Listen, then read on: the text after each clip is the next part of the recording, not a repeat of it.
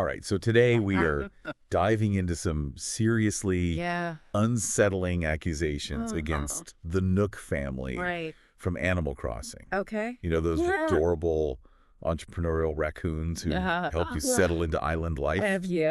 Well, some are saying there's a much darker side to their business dealings. It's quite a jarring contrast, isn't it? It is. I mean, you've got these cuddly characters. Right.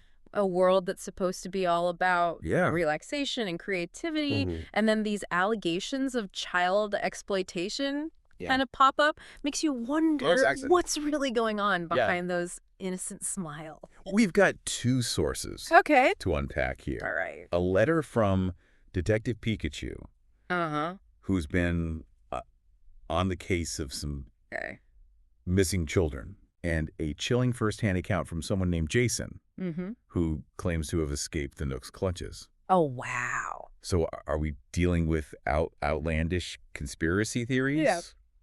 Or is there something more sinister at play? Well, Detective Pikachu's letter lays out a pretty disturbing theory that the Nooks are intentionally targeting children from struggling families, luring them in with promises of a paradise island and a fresh start. And Jason's story seems to back that up. Yeah. He was only 10 years old when Tom Nook approached his family with this amazing opportunity to live on a beautiful island. All expenses paid. Yeah, of course, to a family struggling to make ends meet. Right. It sounded like a dream come true. Exactly. But the dream quickly turns into a nightmare. Yeah. Both Detective Pikachu and Jason describe this inescapable cycle of debt. So the kids arrive on the island, immediately saddled with debt for their houses, their travel, even basic necessities. Wow. And the only way to pay it off is through constant labor. It's like they're trapped in a system. Yeah. Designed to keep them indebted and working forever. Right. Like gathering resources, fishing, catching bugs. All day, every day, just to chip away at this ever-growing debt. And the Nooks control everything, right? They set the prices. They control the means of production. It's a classic exploitative system where one party holds all the power and the other is left with no choice but to comply. Okay, but hold on a second. Okay. Let's not jump to conclusions here. No. Isn't it possible that this is just a misunderstanding? I mean... Paying off your debts through hard work is kind of a central theme in Animal Crossing. It's always been presented as a positive thing, a way to learn responsibility and achieve your goals. It's a fair point. Yeah. And it's true that the game does emphasize the importance of hard work and financial management. But there's a big difference between choosing to work hard to achieve your goals and being forced into a system where you have no real agency or control over your own life. True. Right. But even so, the Nooks have always seemed like such genuinely helpful characters. Yeah. They give you advice. They offer loans. Right. They celebrate your successes. Yeah. Are we really suggesting they're masterminds behind some... Detective Pikachu seems to think so. And he's got some pretty compelling evidence. For example, he believes Tom Nook isn't just one individual, but an alias used by all of the male members of the family. Seriously? Yeah. So you're saying every Tom Nook we encounter could be a different raccoon. It's a clever way to maintain control. Oh, wow. And evade detection. Yeah. Imagine trying to track down a specific Tom Nook when there are potentially dozens of them out there. Wow. All looking and acting exactly the same. That's pretty messed up, if true. Yeah. But what about Timmy and Tommy? Those cute little nephews. Yeah. Surely they're not involved in this. Well, according to Detective Pikachu, they're being groomed to take over the family business. Oh, wow. He believes they're being trained to eventually assume the Tom Nook persona and perpetuate this cycle of exploitation. So this isn't just a one-generation thing. It's like a whole dynasty built on the backs of these vulnerable kids. Right. Okay. I'm starting to see why Detective Pikachu is concerned. But what about the villagers? They're adults, right? Surely they would notice if something was off. Well, that's where things get even more disturbing. Detective Pikachu suspects the villagers might be complicit in the scheme. Either through willful ignorance or active participation. They seem to enjoy all the benefits of the children's labor without bearing any of the burdens. Interesting. And Detective Pikachu specifically mentions that the villagers are free to leave the island whenever they want, while the kids are trapped in this debt cycle with seemingly no escape. And think about it. Right. The villagers never seem to question where all these resources are coming from. Right. Or why these kids are constantly working. Yeah. It's like they've accepted this exploitative system as the norm. Right. Okay, so we've got this alleged recruitment scheme, the inescapable debt, the Tom Nook aliases, and potentially complicit villagers. Yep. What about Isabel? Okay. The cheerful dog who's always there to help. Yeah. Surely she can't be involved in this. Well, actually, this is where Jason's account gets really chilling. Okay. He claims that Isabel is also a collective identity. Wow.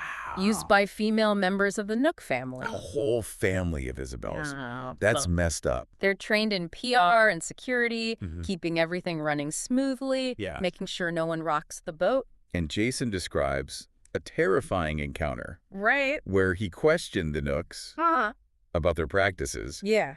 And he says Isabel went from cheerful and helpful. Right, to cold and threatening. Wow. In an instant.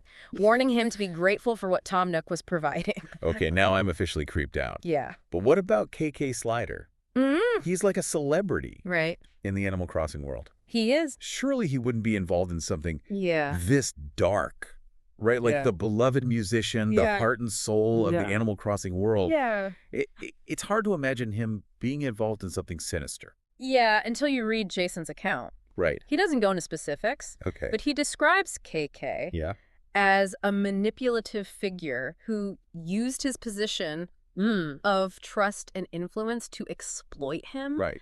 It's a stark reminder that even those we idolize can be capable of terrible things. So Jason managed to escape. He did. This whole situation, right? Yeah, his escape What happened? was harrowing. Okay. He describes stealing a boat. Wow. In the dead of night. Oh my gosh. And paddling. Yeah. Until he couldn't see the island anymore. Wow, just listening to you describe it. It's like something out of a thriller movie. You can practically feel the desperation. Yeah. In his words. Imagine being that young. I know. That scared. Yeah. And that desperate to escape. Right. It's heartbreaking. It's clear that the experience left deep scars on Jason. Right. The trauma of exploitation can linger long after the physical situation ends. Okay, so we've got this mountain of evidence suggesting something seriously wrong is happening on that island. Right. But I still have this nagging feeling that maybe, just maybe, there's another side to this story. It's natural to want to believe the best. Right. Especially when it involves characters in a world that have brought so much joy to so many people. I mean, the Nooks have always been portrayed as helpful. Yeah.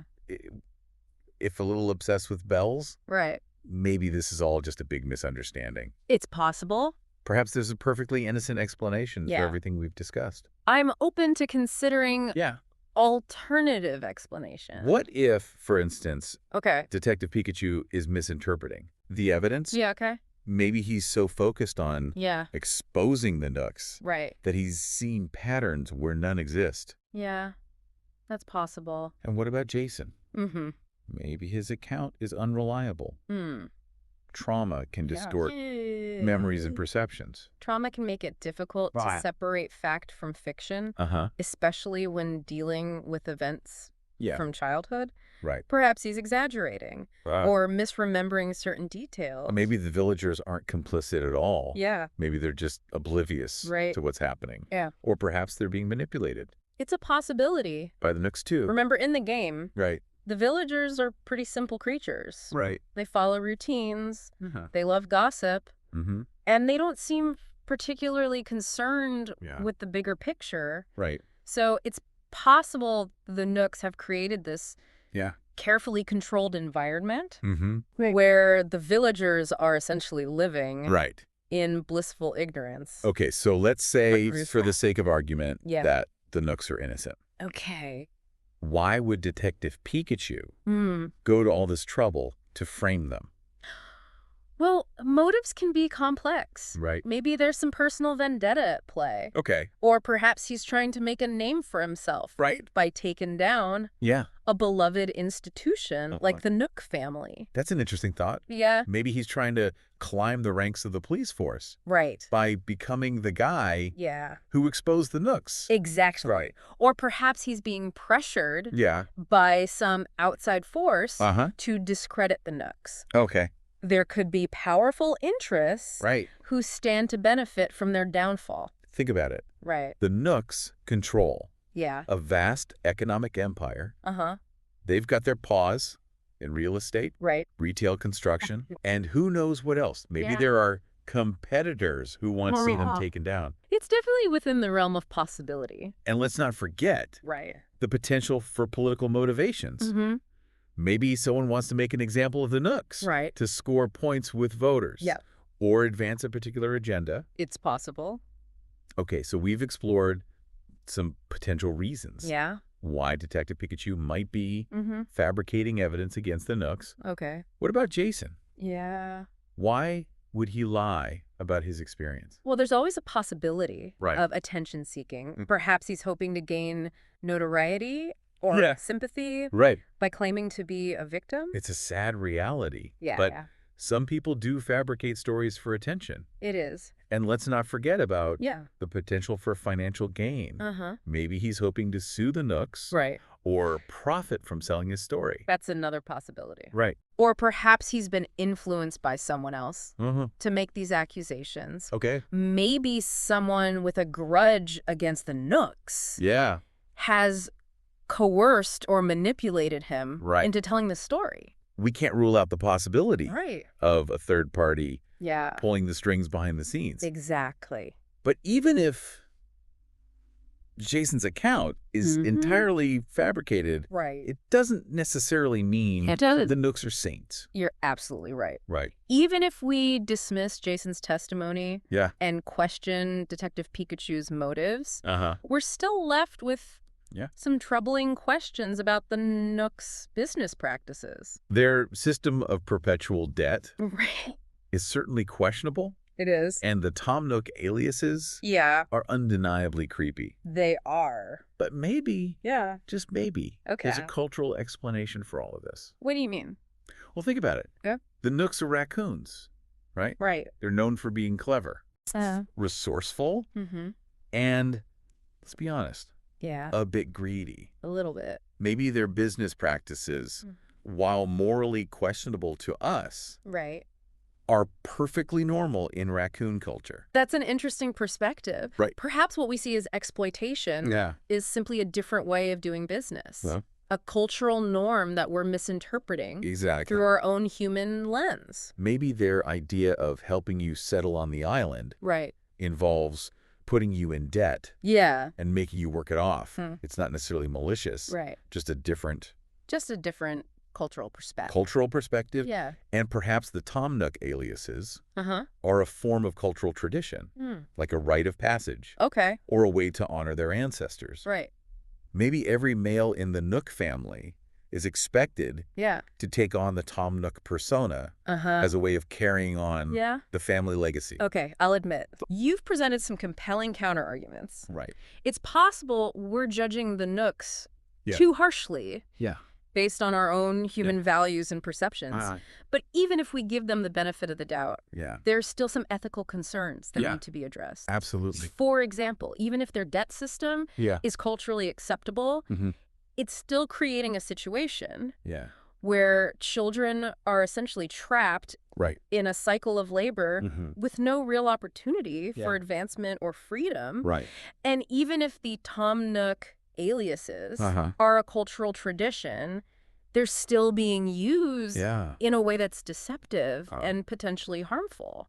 Imagine the confusion and distrust it creates among the islanders who can't tell one Tom Nook from another. That's got to have some psychological impact. It does. Especially on the children who are constantly being told to trust Tom Nook, Right. but can never be quite sure Exactly. who they're dealing with. And what about the villagers? Yeah. Even if they're not actively complicit, Yeah. their passive acceptance of this system is troubling. Right. They're benefiting from the children's labor without questioning the ethical implications. It's like a whole society built on exploitation. Yeah. But everyone's too busy enjoying their island paradise to notice. Right.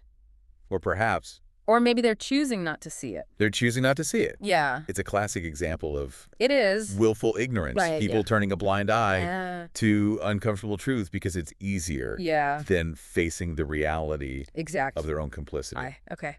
So we've explored some potential explanations for why Detective Pikachu might be wrong and why Jason might be lying. We've even considered the possibility of cultural differences that might explain away some of the Nook's questionable practices. Yep. But even after all that, I still find myself feeling uneasy about this whole situation. I get it. Yeah. It's tough to reconcile Right. the charming, whimsical world of Animal Crossing Exactly. with these dark allegations. It's like discovering a crack in the facade. It is. Something you love. Right. And you're not sure how deep it goes. Exactly. And ultimately, we're left with more questions than answers. It's the real head scratcher. Are the Nooks truly benevolent entrepreneurs? Or are they masters of manipulation? Right. Is Detective Pikachu a crusading hero? Or is he driven by ulterior motives? Yeah. Is Jason a victim seeking justice? Right. Or is he fabricating his story for personal gain? And what about the villagers? Are they complicit, oblivious, or something in between? And perhaps the biggest question of all. Right. What does all this say about us? The players. Yeah. The fans who have poured countless hours into this seemingly innocent world. Yeah. Are we complicit in this system of exploitation? Are we turning a blind eye to the ethical implications of our virtual actions? These are tough questions. They are. But they're worth asking. They are worth asking. Absolutely. And hopefully by asking these questions, we can start a conversation about ethical gaming, responsible consumption, and the importance of critical thinking, even when it comes to the things we love. Well said. Because at the end of the day, this isn't just about the Nooks or Animal Crossing. It's about holding a mirror up to ourselves and asking, what kind of world are we creating, both virtual and real? And are we willing to accept the consequences? So after all that back and forth, where do we stand? We got these serious allegations against the Nooks, but we've also explored some compelling counter-arguments. I'm still not sure what to believe. Yeah, it's a real head-scratcher. It is. There's evidence that points to something sinister going on. Right. But there are also valid reasons to question the accusations. It's like a puzzle with missing pieces. Right. And we're left trying to make sense of it all. Okay, but let's say for a moment that the Nooks are guilty. Okay. What would it actually take to prove that? What kind of evidence would be needed to bring them to justice? First and foremost, you need more victims to come forward. Jason's testimony is powerful. But it's just one person's account. Having multiple victims with similar stories would strengthen the case significantly. Safety in numbers, right? But what about the Tom Nook aliases? Wouldn't that make it... That's a major challenge. You would need sophisticated investigative techniques to untangle that web of deception. DNA analysis could help distinguish between different Tom Nooks. Digital forensics might uncover communication patterns or financial transactions that reveal who's really pulling the strings. Wow, that's getting into some serious detective work. It is. But what about the villagers? Yeah. If they're complicit, wouldn't they be reluctant to testify? Absolutely. Against the Nooks? You'd need to offer them protection and incentives to cooperate, maybe some kind of immunity deal in exchange for their testimony. Because they'd be risking their whole island paradise by turning against the Nooks. But even if you had all this evidence, victim testimonies, DNA evidence, financial records, would it be enough That's the million-dollar question, isn't it? Right. To convict the Nooks in a court of law, it's like the legal system is complex. Right. And proving a case like this would be incredibly challenging. Right. You'd need a skilled prosecutor who could build a compelling narrative. Right. And present the evidence in a way that convinces a jury beyond a reasonable doubt. And let's not forget. The Nooks are wealthy and powerful. Right. They could afford the best lawyers, drag out the legal proceedings, and potentially even influence public opinion in their favor. Exactly. This wouldn't be a simple open and shut case. Right. It would be a long, arduous battle with no guarantee of victory. Okay, so let's shift gears for a moment. Imagine the opposite scenario. Okay. What if the Nooks are innocent? What if these allegations are completely unfounded? Well, in that case, the damage to their reputation would be immense. Yeah, even if they're ultimately exonerated. Yeah. The shadow of suspicion would likely linger. It would. The internet never forgets. Right. And these allegations have already spread like wildfire. They have. Even if they're proven false. Yeah. The Nook's image will likely be tarnished forever. I think so. And what about Detective Pikachu? Yeah. If it turns out he fabricated evidence or manipulated witnesses, his career would be over. Yeah, he'd be known as the detective who cried wolf. Right. And no one would trust his investigations ever again. He'd likely face criminal charges and become a pariah in the law enforcement community. And think about Jason. Yeah. If his story is a fabrication, he would lose all credibility. He would. He'd be labeled a liar. Right. And potentially face legal repercussions for making false accusations. It's a high price to pay. It is. Whether the accusations are true or not. It really highlights the gravity of these allegations. It does. And the importance of a thorough and impartial investigation. Yeah, we need to get to the bottom of this. We do. For everyone's sake. Absolutely. Yeah. But regardless of the outcome, this whole situation has already raised some important questions about the world of Animal Crossing and the gaming industry as a whole. It's made us think critically Right. about the systems we interact with, Yeah. even in seemingly harmless virtual worlds. Like, what are the ethical implications Right. of a game that encourages endless consumption and debt accumulation? And what about the power dynamics between the players and the game's characters? Are we truly in control? Or are we being subtly manipulated by these virtual entities? It's a reminder that even in the realm of fantasy, there are real-world consequences. And perhaps most importantly, it's made us question our own complicity. Are we as players contributing to this system of exploitation? Are we turning a blind eye to the potential ethical concerns in our pursuit of virtual rewards? These are tough questions to grapple with. Yeah. But they're essential conversations to have. Absolutely. We can't just dismiss these allegations as outlandish or irrelevant. Yeah. We need to use them as an opportunity to reflect on our own values, our choices, and the kind of world we want to create, both virtual and real.